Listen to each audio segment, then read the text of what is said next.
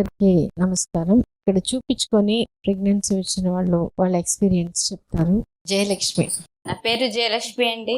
నాకు marriage 10 years అయిపోయింది. ఈ 10 years లో నాకు ఎక్కడ కూడా ప్రెగ్నెన్సీ వచ్చి పోయింది కూడా లేదు. అసలు ఇంకా పుడతారా పుట్టరా అని చాలా కన్ఫ్యూషన్ అనమాట. ఆ టైంలో ఈ హాస్పిటల్కి వచ్చాం. వచ్చిన ఒక 2 monthsకే నేను కన్సీవ్ అయ్యాను. అసలు వండర్ అనమాట. 10 years నుంచి మేము చెన్నై వెళ్ళాము, ఈ నెల్లూరులో కూడా హాస్పిటల్లో చూపించుకున్నాం, కానీ ఎక్కడ మాకు రిజల్ట్ అనేది రాలేదన్నమాట. ఇక్కడ వచ్చాను, ఫస్ట్ బ్లడ్ తక్కువ అన్నారు. ఏదైనా చూపించాలి అంటే టెస్ట్ చేయాలి అంటే బ్లడ్ ఇంప్రూవ్మెంట్ కావాలి అన్నారు.